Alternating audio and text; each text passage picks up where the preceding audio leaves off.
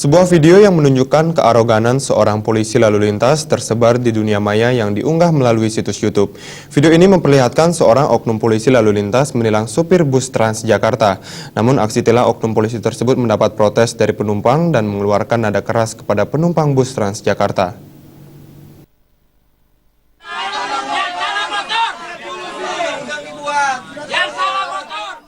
Inilah video yang memperlihatkan kearoganan seorang polisi saat menjalankan tugas. Video berdurasi 1 menit 30 detik ini diunggah Krisnandia Zainal ke situs YouTube.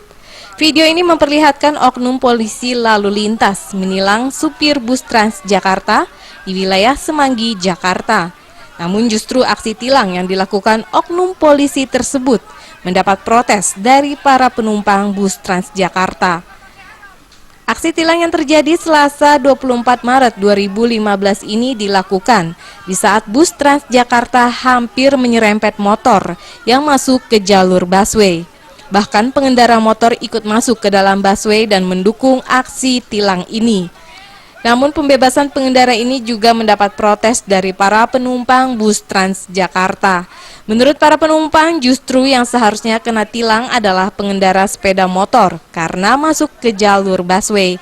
Namun protes yang dilakukan para penumpang dibalas nada keras oleh si oknum polisi tersebut. Oknum polisi ini mengatakan dirinya berhak menilang supir bus dan meminta seluruh penumpang turun.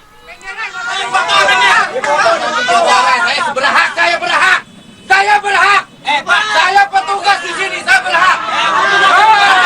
Udah turun semua.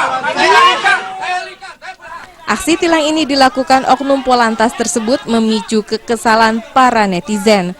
Melihat video ini, para netizen langsung memprotes oknum polisi tersebut dan mengkritik Korps Bayangkara.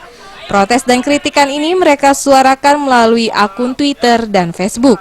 Kasus ini kini sedang diselidiki oleh Polda Metro Jaya. Dari Jakarta, tim liputan melaporkan.